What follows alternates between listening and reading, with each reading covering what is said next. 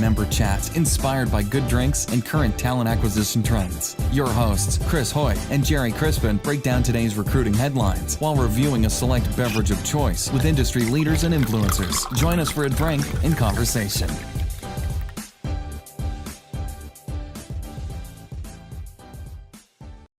There we go. All right. So, Terra, welcome back to the show for the second time today. Yes. Yeah. All right. Recap, because I screwed it up. I'll take ownership. It's an Elizabeth Spencer cab, 2018 for me. Gerry, for you? Gerry, so for me, O'Shaughnessy, a Mount Veeder grape and Howell Mountain grapes, and equivalent or very similar to the Fontanella that our guest is having. All right. And Terra, for you? Yep. Again. 2019 Mount Veeder cab from Fontanella, as Gerry had mentioned. Quite delicious. Yeah. And you have my word. This is absolutely my first glass today. I haven't had anything. Yeah. My alleged word. That's right. I don't recall. I don't recall. That's what I'm going to use. It seems to work in court for people this week. So I'm just going to say I don't recall. So I'll offer in September when you go, if you have an interest, I know that you probably will go to Fontanella so that you can have your friends experience a little bit of a wine tasting there. I get from two vineyards. One is Nickel and Nickel. Oh, very nice. Yep. And the other is from. We all had a moment. We all had a moment just now, Gerry. and then the other one is Antica. Which is Antinori owns that, and the Antinori family has been making wine since the 11th century in Italy. Okay, so they are one of the oldest winemakers in the world. They have one vineyard in Napa, and that's called Antica, but it's a little bit further up. Whereas Nickel and Nickel is right in Yountville. Yeah. And so if you have an interest in doing a wine tasting there, let me know. I seriously will take you up on that, Gerry, because if you were to ask me probably what my favorite cab is, I would tell you unequivocally it's Farniente, which is also, a part of the Nickel family, but I've never been to Nickel. So I would love the opportunity. Farniente is just delicious. I just got 6 bottles of it. Rub it in. That's awesome. Thank you. I'm just saying. But I didn't want to rub it in. I didn't want to rub it in by opening one of those bottles. Gerry doesn't order wine; it just shows up at his house. Right. No, actually, the craziness is New Jersey does not allow that. So they are sent to my daughter, who fortunately only likes beer, does not like wine. So when I go to pick it up, all the bottles are still there. That sounds like a good setup to me. Yeah, we're not going to get any kind of trouble here, are we? Is that some sort of smuggling? It's not a thing, is it? No, it's legal. They can go to a legitimate place address that in New York that's allowed. They're allowed to ship to, so it's good. Nice. Yeah, I don't know why I have a soft spot for Nickel and Nickel, but I do. It is one of my favorites. It's not over the top a fancy wine. But it is a higher end wine. It's a higher end wine, but obviously there are many wines that most of us will never be able to afford to drink. When you start seeing something like one of these that it's like $2,000 a bottle, we're only going to see that if somebody in Las Vegas decides to share a glass with us. Or there's a minimum we haven't met, and there's a minimum we haven't met. Or we just need to make new friends. I'm kind of up for any of the above. There you go. I think, okay, so it's a contest as to who can find the bougiest friend for wine by end of year. Game on. I'm very competitive. They don't have to be bougie. They just need to be willing to sponsor the bouginess. Right, exactly. Good. Okay. So what is keeping you up these days, Terra, as far as work is concerned? Yeah. So we are, and I know we've in different environments talked about this before, and I won't go maybe too deep into it, but we're in the midst of this kind of 3-year journey at Roche with transformation. And it's a significant overhaul, whereas we used to be structured within all of people and culture. So this isn't just a TA topic. we used to be structured really by affiliate or location across the globe. I mean, hundreds of them. And now we're really trying to really kind of work as a network across borders, geographies, as well as affiliates. That means pharmaceutical and diagnostic, which are both in our family. And that's a very significant change. You're talking about consolidating, technologies that were used, trying to have harmonized global processes. There's some complexities, obviously, with country nuances, the legalities that exist, even just in the States alone, as we're aware, really complex. So it's been a lot. And you mix that in with significant growth and change within our company and just this market, which I haven't seen in the 20 years I've been in TA. It's like it's a perfect storm of craziness. So it keeps me up only because I'm a person like many of us that just, you want everything to go swimmingly well, and you have a high sense of accountability, and there's a lot going on. And our team has grown by a lot, just because of the growth. So, in general, there's just a lot that happens when you're trying to build a new culture and then add new people to the culture. And so it's just, it's a part of the journey. So it's good. I don't mind losing the sleep right now, but it's definitely something that weighs heavy because it's a big responsibility. It's exciting when you can embrace, the uncertainty, the change, all as kind of a challenge for, how you grow and develop and all of that kind of stuff. Yeah. I think it's a fabulous time right now. I can't imagine a time that I've been in when I haven't seen so much opportunity. Yeah. Really for moving the needle a little bit. Completely agreed. I can't. Oh no, sorry. I was just going to say, I can't remember. We talk about recruiting is in cycles. We do this thing, right, where how much talent we need, how much talent we don't need, the kind of talent we need, and while it's always changing, it seems to be we're always stuck in these cycles that are almost predictable. Yeah. But I don't think I've ever seen a cycle last quite this long. And whether it's the pandemic has launched this, or laws and regulations, or technology, or all of these different things that come into play, I just keep finding myself wondering, how much longer do we see this craziness with the talent space? Yeah. How much longer are we struggling to we're hiring 4 times to plan, or are we suddenly going to be downsizing at the end of the year where we have to let go of half of the recruiters we just fought to win back because we laid off all of the recruiters?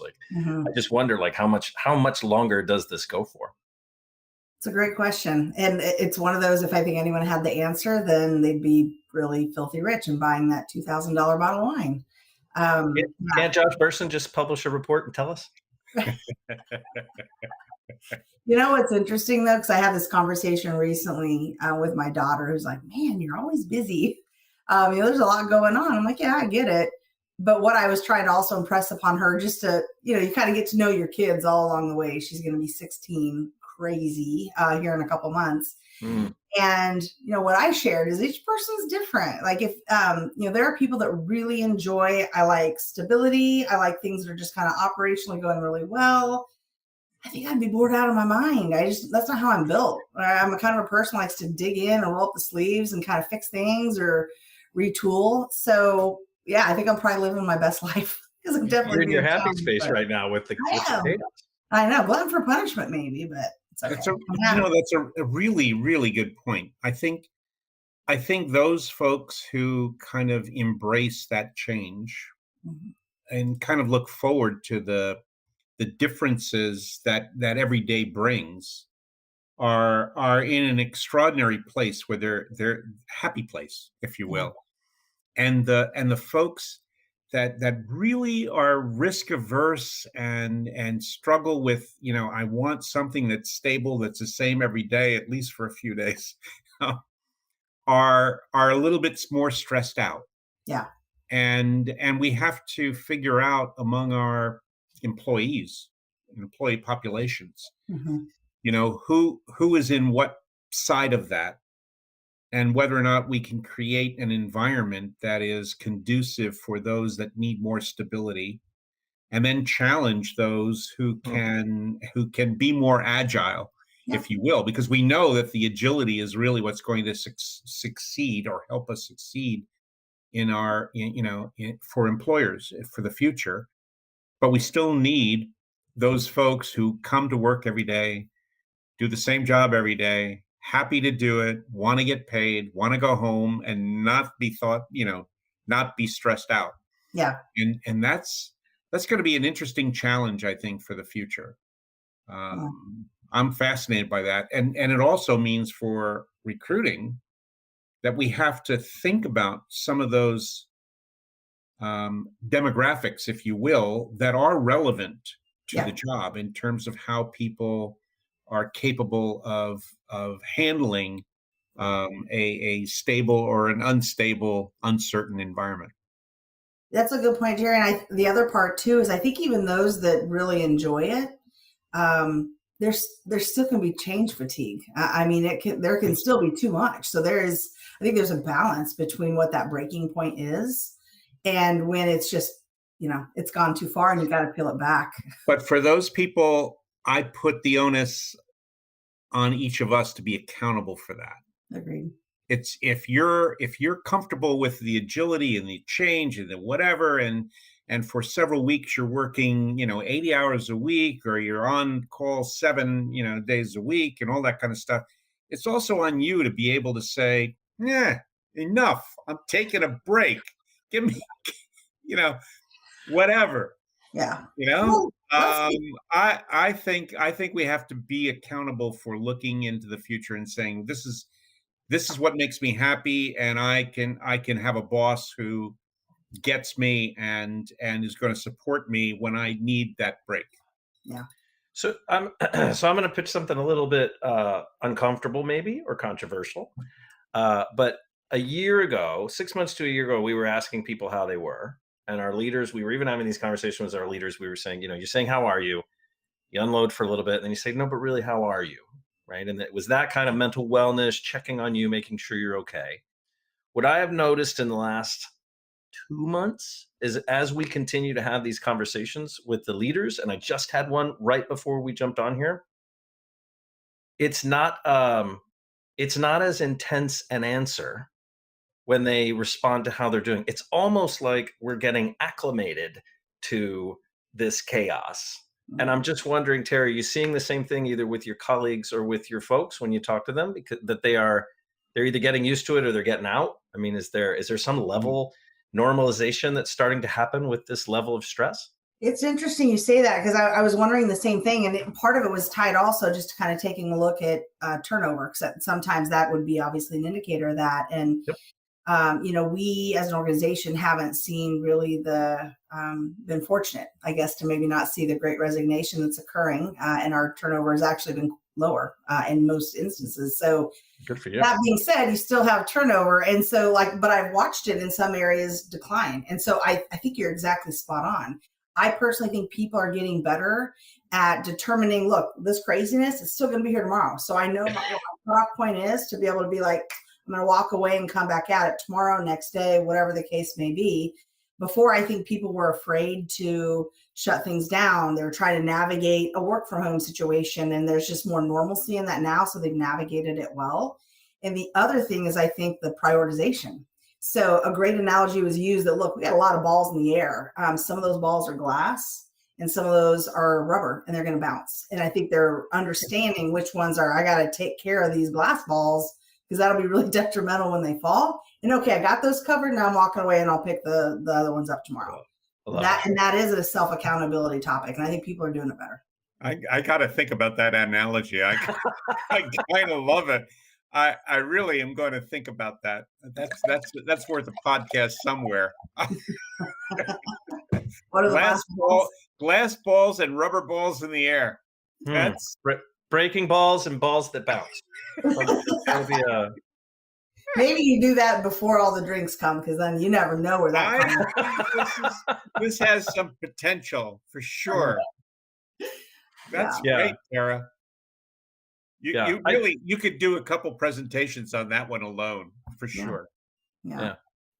I do think it's interesting. You make a really good point of what we had when you become a leader and as you ascend, right, in your career, you do figure out, what is urgent and what can just wait, right? Mm-hmm. Because when you're younger, I think, at least for most of us, we felt like everything must get done. Everything must get finished. What if I don't? What if I don't? What if I don't? And you get better about that. But then it's almost like, the recruiting gods or the staffing gods cranked that stress knob all the way to the right for a while. Mm-hmm. And we started freaking out again. And then now we have figured out this is the same shit. It's just more of it. Mm-hmm. So some of this is going to be just fine. Yeah. Yeah. And I'll say something controversial back, because I think that sometimes we as a function, I'm going to make a broad statement, we're too available. So we're so service oriented that we're always there and we're always on. And that's part of it. Pausing and just being like, here, I'll give you a perfect example. I did get a call not too terribly long ago. I've been trying to get a hold of someone for like the last 2 hours. They're just not answering. Is everything okay? And I'm thinking, 2 hours? I'm pretty sure everything's okay. I'm not sure why you're calling me. Again, I think, but that's not the normal thing. It's normal. I'm going to respond in 5 minutes. And so it's causing a lot of reaction, but I think we need to do that more, because then what happens is there's people that are figuring things out. And that's important. That's an important skill people have to learn how to do instead of reliance on others. So I don't know. I've kind of seen that shifting a little bit recently too, which I think is a really, really good thing. That's a good call out. Yeah. Well, and there's a shift too of you can't just come knocking on my door in the office. Well, true. Poke your head in. Yeah. You can hide. Yeah. Catch up on all my Netflix while I'm working. I haven't done that yet, but maybe. I'm always apologizing to people who try to reach me on Mondays, and I tell them I'm retired on Mondays. I'm not available. Just not available. You cannot find me. This is true. Gerry has a very busy schedule on Mondays. No, it does. I'm not being funny. It really, really does. Like, walk us through your Monday. I'm fully engaged with my grandkids, my cousins, a little bit of poker, a little bit of golf, whatever. But Mondays are mine, and I turn everything off if I can. And that's probably 35 days out of the year from that perspective. So I do think we need to figure out how to control those things that help to ground us, so that we can deal with all this bullshit on the other days that we can't control everything that goes on. I agree. Do you want to know a secret? Okay, so when I was in Greece, I had heard about a place, and I didn't end up going there, but it's a place like, just imagine it's just filled with plates and a brick wall, and you just chuck them. Like, imagine the stress relief of just like breaking crap. We should have that. We should, maybe they are. I don't know where they're at, but like, I think there's a secret to the release, and yours may be golf and playing with your grandkids, which is awesome. But man, I think like doing some damage to some dishes. I think I need that in my future. I like that. There's a whole new business in there. No, wait. There is a those places where you can go and you can chuck an axe at a wall kind of thing. That's fun. That could be part of a broader empire in which you go into another room and you just fling plates or throw glasses or something, There is a place I saw I lived in California for a couple of years. There is a place out there somewhere that I saw advertised where you could go in and beat on a car. So they bring in a junker and you put on some safety equipment, and you get a bat or a crowbar, whatever you want, and you can smash the windows, you can dent the doors, you get to tear that car apart. You pay an hourly, whatever. And I always thought that might be kind of cool. That would be so cool. Yeah. So there's I do the thing where the bat and it comes back. Well, but I can see a whole alternative Disneyland.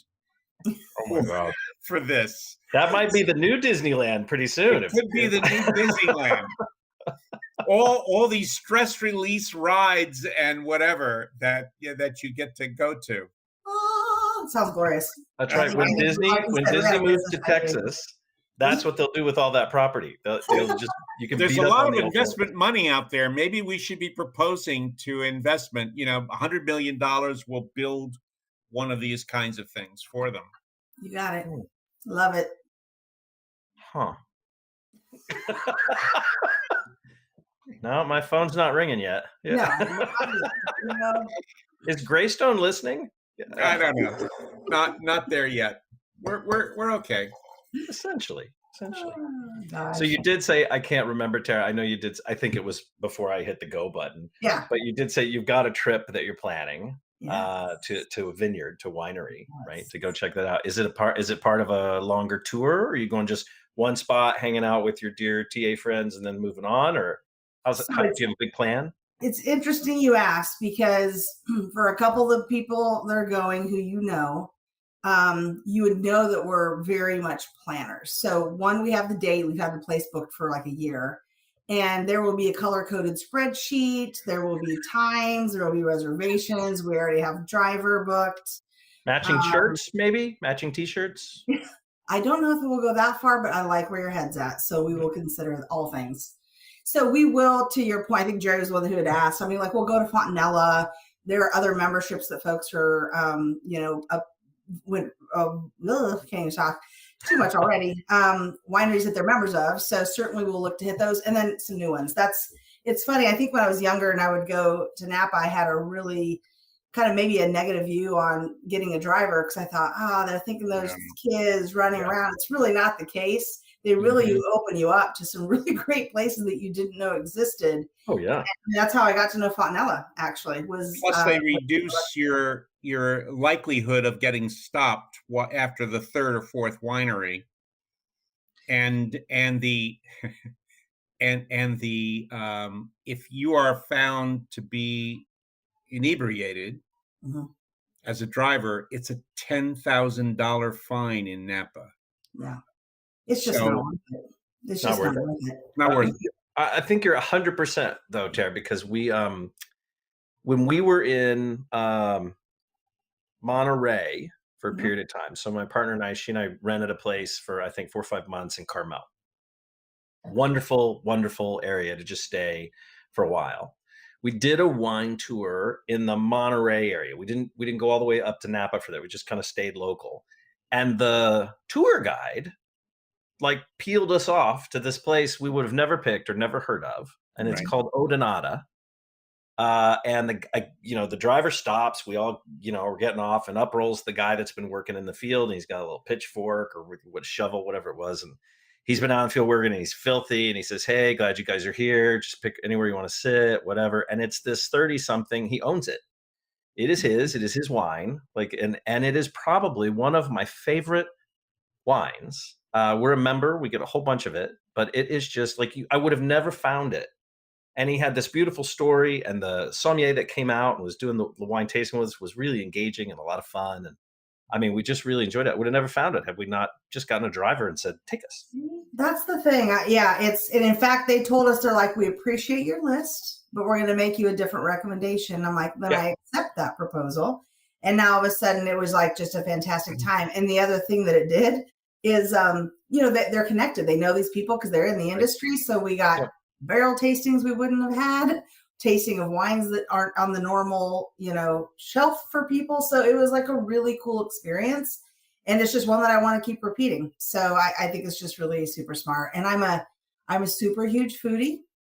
I am, literally super huge foodie. So I'm really excited at attempting to get into French Laundry. So wish me luck, please. So do you know the rules? I have eaten at French Laundry. I know the rules, but if there's some particular trick to it. We're putting a group together. So I think if there is a trick, I'll tell you what I attempted and what worked. Okay. For me. So we were going to go to Napa with another couple, and we had all the stuff done, and the other couple basically said, let's try to get into French Laundry. So I looked it up, and at the time, I don't know what the rules are now, but at the time, you had to call 90 days in advance. And, starting at 7 a.m. in the morning or some silly stuff like that. And I'm going, oh no, I can't. I'm first of all, I stumble when I try to do that. And other people are very good at that sort of thing. So I have a Concierge Card, credit card. one of those more expensive credit cards. Yeah. And I called the group on the back and I said, by the way, do you do this kind of thing? And they said, oh, of course we do. We'll call on your behalf and set up a dinner for you. So 90 days in advance, the next day they called me back and they said, we didn't get in. We got you on a waiting list. Okay. 5 days before we went to Napa, I got a call. Mr. Crispin, you were interested in the laundry. I'm in the laundry. Wait, I'm sorry. Where are they calling you from? they're calling me from the laundry. And You're interested in the laundry. Look, I'm Italian. What do you want? So they go, Mr. Crispin, here's the deal. Now they're even more Italian. They are. And they have cannolis. You have to read between. Serve you? Well, you have to read between the lines. So I said, here's the deal. He said, you want a table for 4. You can have 4. You can't have less than 4. You can't have more than 4. Is that okay? So much math. Yeah. I said, that's fine. I said, we have a time for you to come. It's 5:10. Can you come at that time? I said, yes. He said, okay. And finally, you need to give us 50% of the cost now. And there's no, you don't get it back if you don't show up. Yeah. And I said, fine, here's my credit card. So as it turns out, we went to the laundry. We had an extraordinary time, really. Second most expensive meal I've ever had. However, if that's not a teaser, I know, yeah. So the person who was the waiter, if you will, was extraordinary. I mean, really just world class. And I told him this story. And he said, oh yeah, he says, when we have a cancellation, he said, we don't go to the next person or the most recent person or the not so recent person on the list. We go to the person who has a concierge card. Okay. Because we know they can afford it. Oh. Okay. And I said, oh, okay, thank you. And so that's the only suggestion I have, is that the card that you may have might in fact be helpful in terms of moving you up the list if you get on the wait list. All right. Well, don't think that I'm not calling as soon as this is over to double check that situation, because Yes, you should. I think it's, I do think the laundry is well worth the experience. And at the end of it, they invited us to, if we wanted to, stand for a few minutes in the kitchen itself. Oh, nice. And so for like 15, 20 minutes, we literally watched how they plated, and dealt with the people that were there. And I was just fascinated by that whole thing. And I'm going, they've got an awful lot of young Seuss, people and all this other stuff. He says, no, they are top chefs in other restaurants who for no money come here and work for a month so they can learn this system. Wow. I once got to stand in the kitchen at the Buca de Pepa restaurant. They had a little table in there, and it was amazing to watch. I mean, the bus people would put things on our plate, like on our table, while they balanced it to clear the dishes, and it's an experience. We had a 10 course meal with wine. It was extraordinary, and by the way, the time that you are given is the only time anyone is given to come at that particular time. So when you show up at the door, they greet you by name. They treat you as if you're the only person who's going to be there. They bring you to a table in a darkened room where the light is perfect over your table, but you can't see shit anywhere around you. And so you have no idea whether or not there's anybody else in this entire restaurant.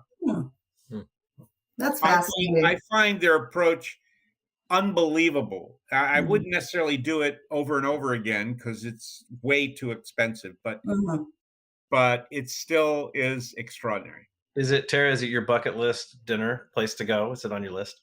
Oh, and it totally is. If you look at my bucket list items, they're probably all around food. I finally got to Alinea last fall and had just a fantastic experience there. So yes, French Laundry is on my list. I'll tell you one thing. One last thing relative to that is I have a fantasy to go back to the laundry, but there is one table that doesn't does not impact all those rules. They have an outside table for 10 people. And you can call anytime and try to arrange that. Oh, okay. But you're talking about 10 people. So my fantasy is that we arrange for that table and then call people who are willing to fly in for that experience. Yeah. Because I think we can get, I certainly think I know enough people that I could call up and say, oh, so I've got this date, but you're going to have to fly in and get there. Are you willing to pay a piece of the action for a 10-person table at the laundry? Gerry, I have an idea. Yeah, I'm just saying. I want to know if she wants to be on the list. I want on the list. I have an idea. Yeah. So Gerry and I are going to go to this little camp out in August, the last week of August. Yes. And following that little shindig, very intimate little thing we're going to go to. Yeah. 70,000 other people. I was going to say, I'm pretty sure I know what you're talking about. There's Burning Man. Yep. We'll be relatively in that area. Gerry will be celebrating his 75th birthday. Aww. I will be celebrating my 50th. Oh. So it seems to me that just a little side trip, I'm not a mathematician, but a little side trip might be able to take us over for a nice meal after we've been camping for a week. I mean, really. And Gerry's got the card, so clearly he has the connections. I could got the concierge card. Go for that. I haven't done my flights yet for, but I like that. I really like that idea, Chris. Thought you might. Yeah, well, right. You're the one with the concierge card. Well, I'm making a note right now to look into this. I could legit, I think this is my second life. Like, when I'm finally done, okay, TA, I've washed my hands. I have no doubt my second rebirth career is something related to food. So, I know you probably don't want to talk all day about this, but the last thing I will tell you is my next addiction beyond French Laundry is getting in the Lost Kitchen in Maine. I do not know if you know the story. I've never heard of that. I don't know what that is. All right, let me take it down pretty quick to you. It's somebody. Her name is Erin French. She has a book that is just her story, and it's fantastic. And she started a kind of an idea. I want to serve people, and she would just call friends, come over and you can leave a donation if you feel like it. And it turned into having to open a business. So she opened her first Lost Kitchen, went through a really bad divorce, and the kitchen closed down. Fast forward to she got an Airstream, then she would just go farm to farm in Maine and host these wonderful dinners. And now she has a mill. And here's the deal. Here's how you get a reservation there. Mm-hmm. She opens up receiving postcards in April. You have to get a special code to put on the postcard, and you send it in, and they take basically 3 weeks to pull cards. They call you, and it's make a reservation. You're flying to Maine for dinner. And within 3 weeks, they are done, booked for the season. And it's in the middle of, it's called Freedom Maine. And she even has, funny enough, after I found out all this, she also has a show on Magnolia Network, I think is what it was. But you can also then kind of see it, and you watch and you just salivate. And you're like, I've got to be here. Like she just makes up new menus every day based on what's fresh that the farmers are, have available. It is the ultimate farm to table experience and like the hardest reservation to get in the US. Wow. Fantastic. Like it's luck of the draw. She's putting everyone on a even playing ground to be able to be pulled from this system. And that's what they've been doing for the last few years. Put me on that list. Darn right. Like I look every day. I clearly didn't make the cut this year. Okay. But so then I'll try again next year because they start in April and they're usually done by the end of the Well, let us know when you're trying that next year, because we could try too. If more than one of us gets, if one of us gets in, we all go. We just commit that, you're on the list, whatever. What if we start a lottery within the talent acquisition space and we submit hundreds of these postcards, and then no matter what, the three of us get to go? As long as we get to go, because if like they take up those extra spots, that's I know it's well, think about it, Terry. If you got it and you were able to set it up, it's still going to be, not everyone is going to be able to go. Right. That, they just, from a timing point of view, from a cost point of view, whatever, it's just not going to be easy for everyone to go. So yeah, we could probably figure out some way that we should be able to do something like that. I love that idea. I think that's fabulous. This and is I like love Maine, by the way. Take two. Like we got a situation going on here. I love where we're headed. We do it. I will. So I'll tell you this. We can end on this little fun tidbit. Mystery. I'm not going to say who it is. If you know who it is, great, because I don't think they've done it yet. But we do have a person in our space that is working on starting and launching a foodie YouTube channel. Oh, Gerry, you know who this is? I do. You do? You do? Well, you know the person. You know the person. I know that we do stuff every month on. Yeah. Well, I'll give you a hint. She and one other person have an incredible passion around shining a light on female-owned wineries and distilleries. Oh God! We're Don't talking say. about never. All right. Because I don't know if I don't want to, spoil that.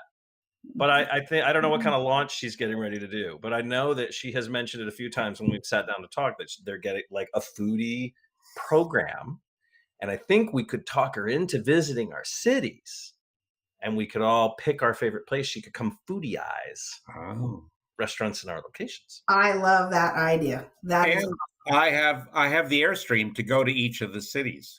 Oh, I like how we're like, she could come to our city. And Gerry's like, well, I'll just go to all the cities. No, of course. I have, I'm at the end of my career. So I'm kind of enjoying the luxury of being able to do a little bit more than what Chris can do, because he actually still has to work. This is unfortunately That's like a wah wah. Yeah, sad trombone. This is unfortunately very true. Yeah. So before we go though, Gerry has to answer. So he left us dangling with this situation. What was the most expensive dinner experience you had? I'm curious. Oh, okay. I will say that I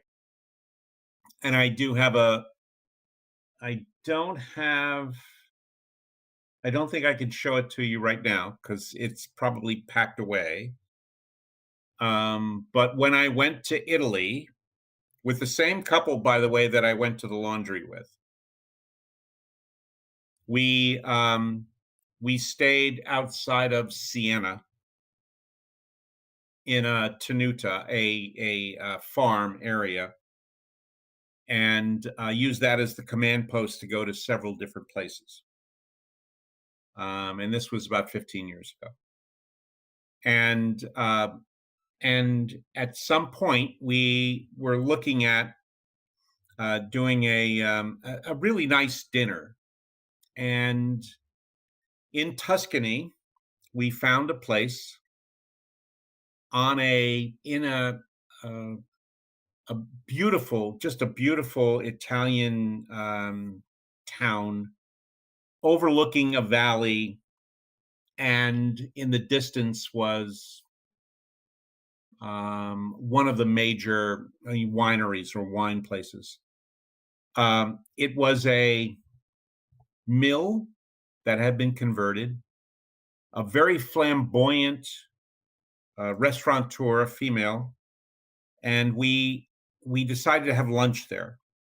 And we, the four of us, my wife, myself, and the other couple, went into this place. There was no one else in this place, this restaurant. It was the view. There was a whole side of the hill this side of the mill that was all glass, and you see the most beautiful view of the valley in front of you and the mountain behind you and that kind of stuff.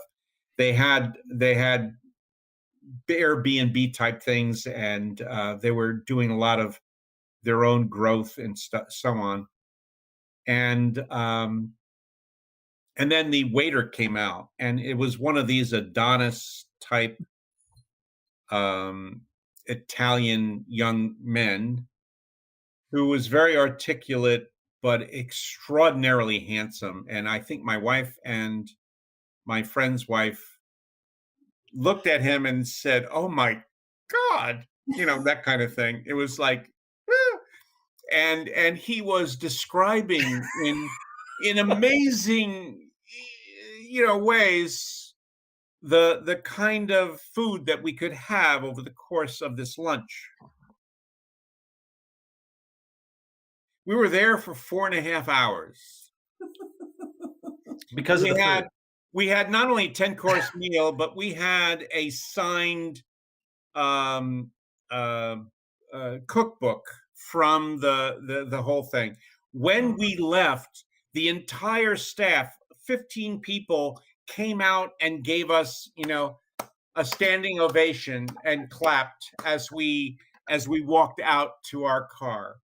A totally smash, by the way. So many questions. Again, that's podcast. It was significantly more in terms of cost to the laundry. It was significantly more. It was the most expensive meal I've ever had. It was for lunch, and it lasted the entire, afternoon, etc. I will tell you that going back to where we were staying in my car, we drove over another hill, and I missed the exit. And so it was raining hard, and I kept on going and thinking that, I'm going in the right direction.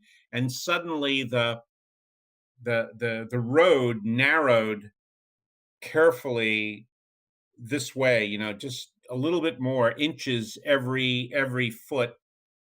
And I stopped, and there was no more than 1 inch on either side of my car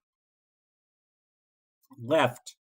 We had to climb out of the window above us so that we could explain to me how to back up without destroying this car. It was really an extraordinary day. I will tell you. That's the short story. I have questions, Gerry. So yeah, when you go and eat at the Chippendale Cafe, who signs the cookbook? Is it the chef or the stripper? The chef signed this book. I will, one of these days I'll show you the cookbook. It was very fabulous, a wonderful cookbook. The food, everything was extraordinary, but certainly the view was amazing.